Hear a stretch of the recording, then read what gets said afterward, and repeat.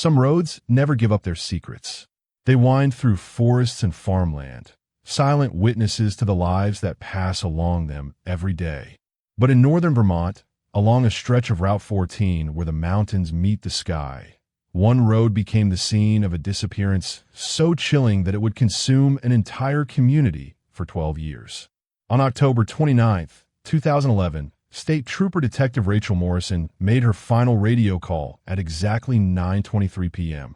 Her voice was steady, professional, unremarkable. She reported a routine traffic stop near mile marker 87, a silver sedan with a broken taillight. Dispatch acknowledged. The radio went silent. What searchers discovered 18 months later would turn every assumption upside down and reveal a truth so disturbing that some investigators requested transfers rather than continue working the case. This isn't just another missing person investigation. This is a story about a decorated police detective who vanished without a trace, leaving behind evidence that suggested she'd been planning her own disappearance, and a final message that changed everything. Before we dive into this mystery that refuses to be solved, let us know in the comments where you're watching from.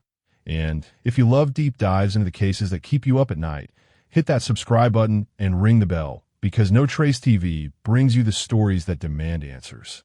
Rachel Morrison wasn't just any cop. At 38 years old, she had built a reputation as one of Vermont State Police's most tenacious investigators. Standing 5 feet 8 inches with auburn hair, she kept in a tight braid. Rachel had the kind of presence that made suspects confess and witnesses remember details they didn't know they'd seen. She'd grown up in Burlington, the daughter of a construction worker and a nurse. Her childhood was ordinary, unremarkable, filled with school plays and soccer games. But at 16, Rachel witnessed a convenience store robbery that ended with the clerk being shot. The detective who interviewed her, a woman named Sarah Chun, had been so kind, so professional, that Rachel decided right then what she wanted to do with her life. Rachel graduated from the police academy at 22, top of her class in both academics and physical training. She spent 5 years as a patrol officer before moving to the detective division. Her specialty was cold cases, missing persons, the investigations that other detectives had given up on. In 10 years as a detective, Rachel had solved 14 cold cases. 14 families got closure because Rachel Morrison refused to stop digging. Her colleagues called her relentless. Her captain called her the best detective he'd ever supervised. Her ex-husband, divorced 3 years earlier, called her obsessed. Rachel lived alone in a small house on the outskirts of St. Johnsbury, worked 60-hour weeks, and kept a whiteboard in her home office covered with notes about active cases. She had no children, few close friends, and a German shepherd named Justice who was her constant companion. In the months before her disappearance, Rachel had been working on something big. She'd mentioned it to her captain, Detective Lieutenant Marcus Webb, but wouldn't provide details. "I need to be sure," she'd said. "When I have everything, I'll bring it to you." Nobody knew what case she was working on. Her official caseload included 3 open investigations, but colleagues noticed she was spending time on something else, something she kept to herself. Rachel had requested archived files going back 20 years. She'd been making phone calls to retired officers. She'd driven to locations all over northern Vermont, sometimes staying overnight in motels, always alone, always secretive about what she was investigating. The last person to see Rachel before her final shift was her neighbor, elderly Martha Brennan. Rachel had stopped by that afternoon to drop off dog food for Martha's cat, a kindness she performed every month. Martha later told investigators that Rachel seemed distracted, nervous in a way she'd never seen before. She kept looking at her phone, Martha said, like she was expecting a call, or dreading one. October 29th, 2011 started like any other Saturday in Vermont. Autumn leaves painted the landscape in brilliant reds and golds. The temperature hovered around 48 degrees, cool but comfortable. A light fog rolled through the valleys as evening approached, the kind of mist that made headlights blur and distances hard to judge. Rachel arrived at the state police barracks at 5 p.m. for the evening shift. She performed her routine equipment check, tested her radio, inspected her service weapon, and reviewed the day's incident reports. The desk sergeant, Thomas Kowalski, remembered her being quieter than usual. She'd filled her travel mug with black coffee, grabbed a protein bar from the vending machine, and headed out to her assigned patrol vehicle. Her route that night covered 75 miles of Route 14, a winding two-lane highway that connected small towns and farming communities through the heart of Vermont's Northeast Kingdom. It was an area Rachel knew intimately, having patrolled it for years. She knew every diner, every gas station, every abandoned barn along that stretch of road. Rachel made her first radio check at 5:30 p.m., reporting clear conditions and light traffic. Her voice was normal, steady. At 6:15 p.m., she stopped at Murphy's Diner in Westburg for her dinner break. The waitress, Linda Murphy, served Rachel her usual, a turkey sandwich and French fries. They'd chatted briefly about the weather, about Linda's grandson who was applying to the police academy. Rachel had left a generous tip, as always, and pulled out of the parking lot at 6:47 p.m. At 7:30 p.m., Rachel radioed dispatch to report she was continuing north on Route 14. At 8:05 p.m., she called in a speeding violation, pulling over a pickup truck near Lindenville. The driver, a local contractor named Dave Patterson, received a warning. Patterson later told investigators that the stop had been routine, that Detective Morrison had been professional and courteous. Nothing unusual about her demeanor. At 9:23 p.m., Rachel's voice crackled over the radio for the final time. Dispatch, this is Unit 47. I have a traffic stop at mile marker 87, northbound Route 14. Silver sedan, Vermont plates, Charlie Delta 7942. Broken left tail light. I'm approaching the vehicle now. Dispatch acknowledged. Standard procedure. Detective Morrison was one of the most experienced officers on the force. A routine traffic stop was as ordinary as breathing.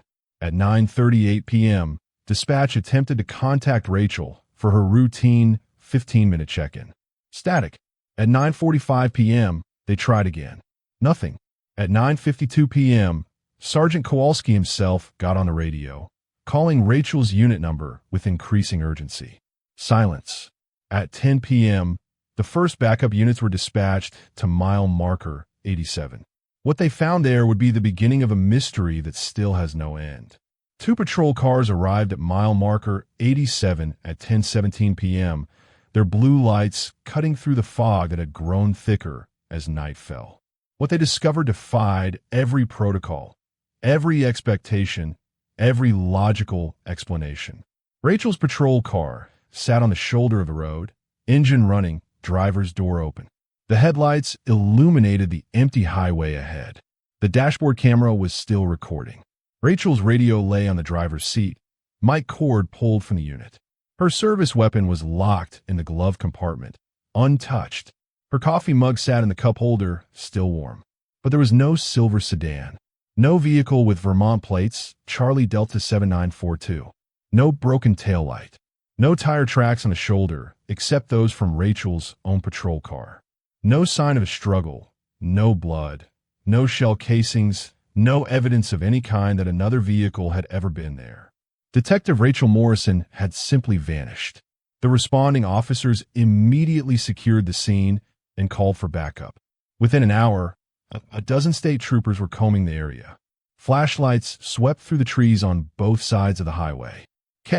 9 units were summoned. Helicopters with thermal imaging cameras were requested from the National Guard. The dashboard camera footage was reviewed on scene. The video showed Rachel pulling onto the shoulder at 9:22 p.m. She sat in her vehicle for 45 seconds, appearing to run the license plate through her computer. Then she opened her door, stepped out of the vehicle, and walked toward the front of her patrol car. The camera angle didn't capture what was ahead of her, only Rachel herself, moving with purpose, hand near her service weapon but not drawing it. At 9 hours, 23 minutes, and 47 seconds, Rachel stopped walking. She stood completely still for 3 seconds. Then she turned her head to the right, looking at something off camera. Her body language changed. Her shoulders tensed. She took 2 steps backward. Then she walked quickly out of frame, disappearing from the camera's view. That was the last image of Detective Rachel Morrison. The dashboard camera continued recording for another 6 hours until the vehicle's battery died, showing nothing but an empty highway and swirling fog. By sunrise on October 30th, more than 50 law enforcement officers from multiple agencies had descended on mile marker 87. The FBI was contacted. Bloodhounds tracked Rachel's scent from her patrol car approximately 200 yards into the woods on the east side of the highway, then lost it completely at a small clearing. The clearing showed no signs of disturbance. No tire tracks, no footprints other than Rachel's boots, no evidence that anyone else had been there. The dogs circled the clearing, confused, unable to pick up the trail in any direction. It was as if Rachel had walked into that clearing and simply ceased to exist. Investigators discovered something strange in the clearing. A circle of small stones, arranged in a perfect ring about 6 feet in diameter. The stones appear to have been placed there recently, the ground beneath them still darker than the surrounding earth. Local rangers said they'd never seen the stone circle before, though the clearing itself was known to hikers. Rachel's patrol car was towed to the state police forensics lab for detailed examination. Analysis revealed nothing unusual. No fingerprints other than Rachel's own, no trace evidence, no signs of tampering. The computer system showed that she had indeed run the license plate she'd called in, Charlie Delta 7942. Here's where things got strange. That license plate didn't exist. It had never been issued by the Vermont DMV. There was no silver sedan registered with those numbers. Rachel had called in a traffic stop for a vehicle that, according to every database, had never existed. The community of St. Johnsbury reacted with shock and fear. Rachel Morrison was supposed to be the person who found missing people, not someone who went missing herself. Vigils were held at the local churches. Volunteers organized search parties that combed thousands of acres of forest. Local businesses contributed to a reward fund that quickly reached $100,000. Rachel's house was searched with her captain's authorization. What investigators found there added more questions to an already impossible mystery. Rachel's home office contained her personal whiteboard, and it was covered with information about a case she'd never officially logged. The case involved 5 missing persons, all women, all disappeared from northern Vermont over the past 20 years. The names on the board: Jennifer Walsh, disappeared 1991. Catherine Price, disappeared 1995. Maria Santos, disappeared 1999. Deborah Chun, disappeared 2005. Nicole Hartley, disappeared 2009. All 5 women had disappeared from locations along Route 14. All 5 had been driving alone at night. All 5 cases had gone cold within months. Rachel had drawn lines connecting the locations, had written notes about similarities, had highlighted the words mile marker 87 in red. Rachel had been investigating a serial killer, and now she was gone too. Detective Lieutenant Marcus Webb took personal command of the investigation into Rachel's disappearance. He assigned his best investigators to review the 5 cold cases Rachel had been researching. What they discovered sent chills through the entire department. Jennifer Walsh, 28, had been a dental hygienist driving home from a late shift in 1991. Her car was found abandoned on Route 14 near mile marker 92, engine running, door open, purse on the seat. No trace of Jennifer was ever found. Catherine Price, 35, a high school teacher, disappeared in 1995. Her vehicle was discovered on Route 14 near mile marker 81. Same scenario. Engine running, door open, no sign of Catherine. Maria Santos, 42, a nurse, vanished in 1999. Her SUV was found near mile marker 88. Engine running, door open, Maria gone. Deborah Chun, 31, a lawyer, disappeared in 2005. Her car was located near mile marker 84. The pattern repeated. Nicole Hartley, 26, a photographer, was the most recent before Rachel. She'd vanished in 2009. Her vehicle was found near mile marker 89. The average location of all 5 disappearances, mile marker 87. The exact spot where Rachel had made her final radio call. None of the 5 women had been found. No bodies, no evidence of their fate, No leads that went anywhere. Each case had been investigated independently by different detectives over different decades. No one had connected them until Rachel started digging. Webb realized that Rachel must have discovered the pattern, must have been setting up some kind of operation or trap. But why hadn't she reported it through official channels? Why work alone? What had she known that made her go to mile marker 87 that night? The FBI's Behavioral Analysis Unit was brought in to create a profile of the potential serial killer. Their assessment was disturbing. The perpetrator was likely someone familiar with law enforcement procedures, possibly someone with access to police communications. The ability to make victims disappear so completely suggested planning, intelligence, and resources. The 20-year span indicated someone who was patient, careful, and had avoided detection through multiple investigations. The most chilling part of the profile: the killer might be someone in law enforcement themselves. News of a detective investigating a serial killer and then vanishing herself created a media sensation. National news networks descended on Vermont. True crime podcasters recorded episodes from hotel rooms in St. Johnsbury. Armchair detectives on internet forums created elaborate theories about what had happened to Rachel and the 5 other women. Rachel's ex-husband, David Morrison, gave tearful interviews pleading for information. He described Rachel as driven, dedicated, someone who would never abandon an investigation or disappear voluntarily. He mentioned that their marriage had ended because Rachel couldn't let go of her cases, couldn't stop working long enough to have a life outside of the job. But he also revealed something investigators found interesting. In the weeks before their divorce 3 years earlier, Rachel had become obsessed with what she called the highway cases. David said she'd started having nightmares about women calling for help, about a stretch of road where people went missing. He'd thought it was the stress of the job, the toll of working too many cases. Now he wondered if Rachel had been investigating this pattern even back then, if she'd been hunting this killer for years. Martha Brennan, Rachel's elderly neighbor, told reporters about the last time she'd seen Rachel. "She brought me cat food that afternoon," Martha said. "But she seemed different. Scared, maybe, or determined. She said something strange when she was leaving.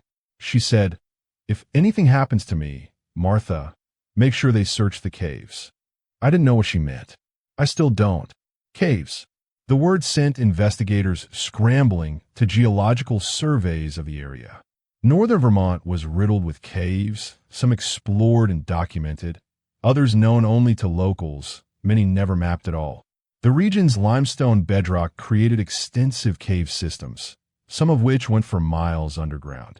Search and rescue teams specializing in cave exploration were brought in from across the Northeast. They began the painstaking process of exploring every known cave within a 50-mile radius of mile marker 87.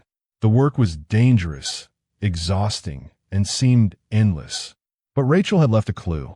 If she'd been investigating these disappearances, she must have had a reason to mention caves. 6 months after Rachel's disappearance, her captain made a decision that would reignite the investigation. He allowed a documentary film crew limited access to Rachel's house, hoping that fresh eyes might spot something investigators had missed. The crew was filming in Rachel's home office when one of them noticed something odd about the bookshelf. Behind a row of criminology textbooks, wedged against the back of the shelf where it couldn't be seen unless the books were removed, was a leather-bound journal. It had been missed in the initial search because it was completely hidden. The journal was Rachel's personal investigation log, and what it contained was extraordinary. For 3 years, Rachel had been systematically investigating the 5 disappearances, working on her own time, following leads that official investigations had missed or dismissed. She'd interviewed family members, reviewed traffic camera footage, studied weather patterns, analyzed soil samples from the locations where vehicles had been abandoned. Rachel had discovered something that previous investigators had missed. All 5 women had reported seeing the same thing before they disappeared. In the days or weeks before their vanishing, each woman had told someone about encountering a silver sedan with a broken taillight on Route 14. The vehicle had been driving erratically, swerving between lanes. Each woman had mentioned wanting to report it, but never did. The silver sedan was the common thread. It wasn't the vehicle the women were driving. It was a vehicle they'd all seen before disappearing. Rachel had tracked down these witness statements buried in old case files, mentioned in passing, never followed up on because the silver sedan hadn't been at any of the disappearance scenes. Rachel's theory, detailed in the journal: the silver sedan was bait. Someone was using it to identify potential victims, women driving alone at night. Then, using police band radio knowledge, the perpetrator would monitor for those women's locations and intercept them. The abandoned vehicles were staged to look like the women had pulled over willingly, perhaps to help someone or respond to something they'd seen. The final entry in Rachel's journal was dated October 29th, 2011, the day she disappeared. It read, "I've identified the pattern. The silver sedan always appears exactly 3 days before each disappearance, always near mile marker 87. I've been monitoring the area. Tonight, I saw it again. I'm going to call it in and follow protocol, but I'm also going alone. If my theory is correct, I'll finally have evidence. If I'm wrong, I'll look like a fool. But I can't let another woman disappear. This ends tonight. If you're reading this and I'm not home, you know where to look. The caves near Willoughby State Forest. That's where they are. That's where he takes them. Trust no one in the department until you know who he is. He's one of us." The revelation that Rachel suspected someone in law enforcement sent shockwaves through the investigation. Every officer who had worked the original cases came under scrutiny. Personnel files were reviewed. Assignments were cross-referenced with disappearance dates. The entire department fell under suspicion. 18 months after Rachel's disappearance, in April 2013, a group of cave explorers made a discovery in the Willoughby State Forest cave system that would validate everything Rachel had suspected and reveal a horror that went beyond anyone's worst fears. Deep in a section of caves that required technical climbing equipment to access, explorers found a concealed chamber. The entrance had been carefully hidden behind fallen rocks, invisible unless you knew exactly where to look. Inside the chamber, investigators discovered something that turned the case from mysterious to monstrous. 6 sleeping bags arranged in a row, personal belongings, driver's licenses, jewelry, clothing, a portable generator, and LED lights. Shelves stocked with canned food and water, and notebooks, dozens of them, filled with handwriting that forensic analysis would later confirm belonged to Rachel Morrison. Rachel had been held in this cave, and based on the evidence, she hadn't been alone. The personal items belonged to all 5 of the missing women. They'd all been here. The notebooks told a story of survival and horror. Rachel's entries described being ambushed at mile marker 87 after calling in the traffic stop. She'd been tossed, dragged into the woods, and transported to the cave system. When she regained consciousness, she'd found herself in the underground chamber with Nicole Hartley, the photographer who had disappeared in 2009. Nicole was still alive. She'd been held captive for 2 years. Rachel's notebooks described their situation with the trained eye of a detective. The chamber had one entrance, sealed with a locked metal gate. Their captor brought food and water every few days, never speaking, always wearing a mask. The cave system was too deep for cell phone signals, too isolated for screams to be heard. But Rachel hadn't given up.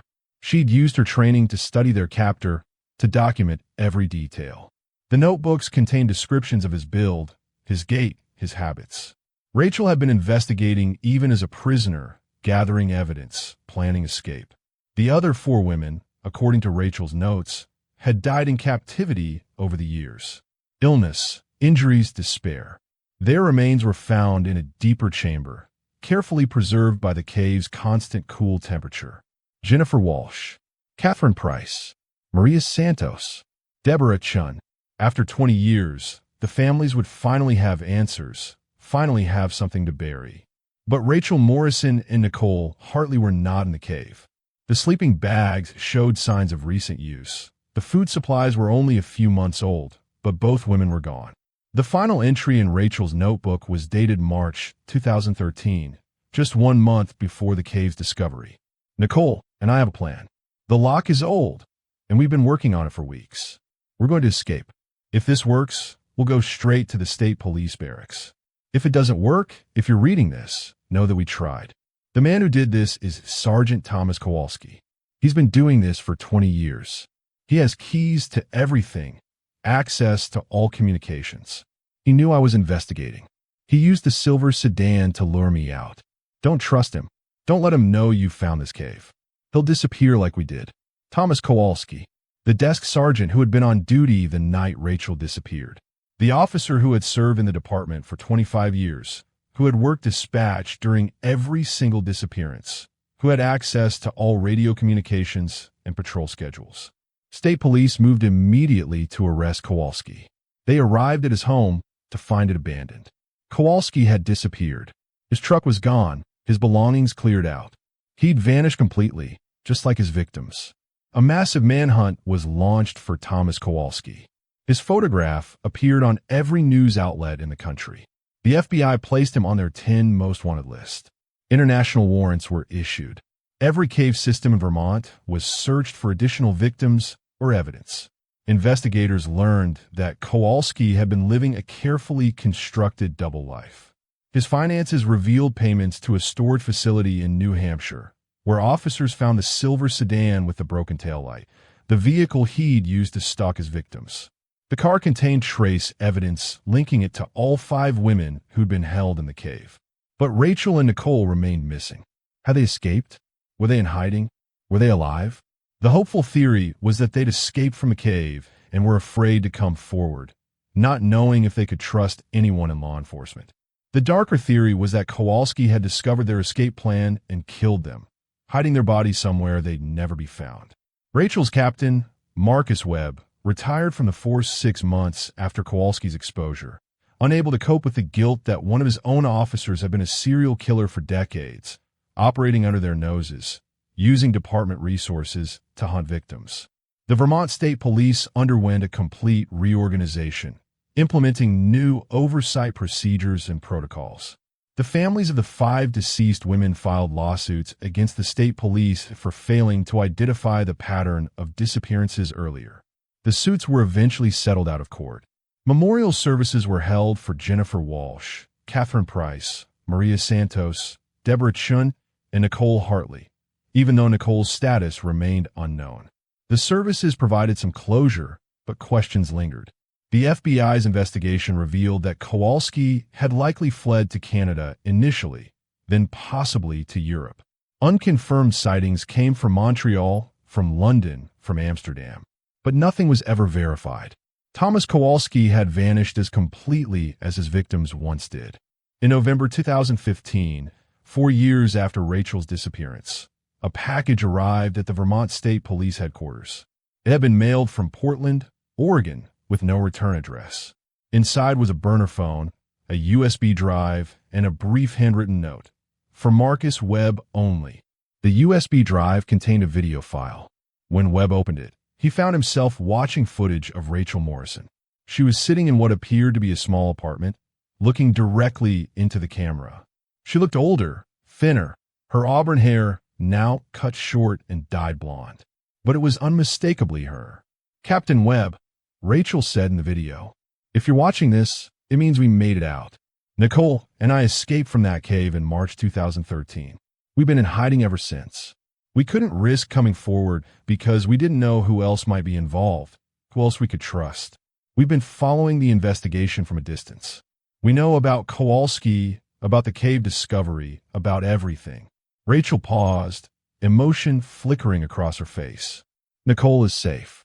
She's getting the help she needs, rebuilding her life under a new identity. She asked me to tell her family that she loves them, but she can't come back. The trauma of what happened, the years in that cave, she can't face it all again. She needs to start over somewhere no one knows her story. As for me, Rachel continued, I'm not coming back either. I failed. I was supposed to be the detective who solved cold cases, who brought people home. Instead, I became another victim. 4 women died in that cave before I got there. I couldn't save them. I couldn't save myself without Nicole's help. I don't deserve to wear the badge anymore. Rachel looked down, then back at the camera. But I want their families to know the truth. Kowalski chose his victims carefully. Women driving alone at night, women who wouldn't be missed right away, women who matched a certain profile. He used the silver sedan to identify them, then monitored radio traffic until they were in the right location. He had hours, sometimes days, to plan each abduction. He was patient, he was careful, and he was evil. Tell the families I'm sorry I couldn't bring their daughters, sisters, mothers home alive. But at least they know now. At least they can have funerals, can grieve, can begin to heal. That's something. Rachel stood up, preparing to end the recording. One more thing, Captain. Kowalski isn't alone. We found evidence in the cave that suggests he had helped someone who knew about the abductions, but never participated directly. We don't know who. We don't have proof. But be careful who you trust. This goes deeper than one man. Goodbye, Captain. Don't look for me. I'm already gone. The video ended. The burner phone contained no calls, no texts, no way to trace its origin. The Portland postmark meant nothing. The package could have been mailed by anyone, from anywhere. Rachel Morrison and Nicole Hartley had vanished again, this time by choice, into new lives where the nightmare of that cave couldn't follow them. Today, Thomas Kowalski remains at large. The FBI continues to investigate, follows leads, maintains hope that he'll be found and brought to justice. But with each passing year, the likelihood decreases. Kowalski had decades to plan his escape, had access to false identity resources, had shown himself capable of patience and deception. The case files of the 6 women, Jennifer, Catherine, Maria, Deborah, Nicole, and Rachel, sit in the Vermont State Police Archives, officially closed but never truly resolved. The families have their answers about what happened, but not about who else might have been involved, not about whether Kowalski will ever be caught. Route 14, through northern Vermont, still winds through mountains and forest, still sees travelers driving alone at night. But now, state police patrol it constantly. Mile marker 87 has been replaced with a memorial marker bearing the names of the 6 women, a reminder of what was lost and what was found. Some local residents claim to see a silver sedan with a broken taillight late at night, driving slowly along Route 14 as if searching for something. Others say it's just imagination, ghost stories born from tragedy. But the reports continue, and drivers on that lonely stretch of highway always check their mirrors a little more carefully now. The cave where the women were held has been permanently sealed. The entrance was filled with concrete, the location removed from public maps. Only law enforcement knows exactly where it is, and they've agreed it should stay hidden, a tomb for the memories of suffering that occurred there. Rachel Morrison's house in St. Johnsbury was sold. Her German shepherd, Justice, lived out his final years with Captain Webb, who kept him in honor of the detective he failed to protect. Rachel's name remains on the memorial wall at State Police Headquarters, listed among officers who died in the line of duty. Officially, she's considered deceased, though no death certificate has ever been issued. The Vermont State Police created a new unit specifically focused on identifying patterns in unsolved cases, ensuring that no serial offender could operate undetected for decades again. They call it the Morrison Unit, named after the detective who saw what no one else did, who paid the price for her investigation, but who ultimately exposed a monster. Nicole Hartley's family holds out hope that someday she'll contact them, that someday she'll be ready to come home. They've kept her room unchanged, kept her photography equipment safe, kept space in their lives for the daughter who survived but can't return. Her mother keeps a journal too, writing letters to Nicole that will never be sent, words of love and understanding, letting her know that whenever she's ready, the door is open. And somewhere, in a city no one can name, under names no one knows, 2 women live with secrets that haunt their dreams. Rachel Morrison, once the detective who solved the unsolvable, now just another face in the crowd, looking over her shoulder for silver sedans with broken taillights. Nicole Hartley, once a photographer who captured life's beautiful moments, now someone who sees shadows everywhere and can't stand the darkness. They survived, but they're still missing. And perhaps that's the cruelest twist of all. The case of Detective Rachel Morrison and the Route 14 disappearances remains one of the most haunting mysteries in modern true crime history. This investigation spans 12 years, crosses multiple states, and reveals the darkest capabilities of someone sworn to protect and serve. What makes this case particularly disturbing isn't just that 6 women vanished without a trace, but that the person responsible was someone the community trusted, someone with a badge, someone who used his position to hunt victims and evade detection for 20 years. Rachel Morrison's story reminds us that some people refuse to give up, refuse to let the darkness win, even when it costs them everything. She solved the case, exposed the killer, and saved a life, but she couldn't save herself. She couldn't come home. If you found this case as compelling and disturbing as we did, let us know in the comments what questions still haunt you about Rachel's investigation. And if you're passionate about cases that demand justice, hit that subscribe button, because No Trace TV brings you the deep dives into mysteries that refuse to let go. Some cases get solved, some stay cold forever, and some, like Rachel Morrison's, fall somewhere in between, answered but unresolved, closed but never truly finished. This has been No Trace TV. Until next time, keep searching for the truth.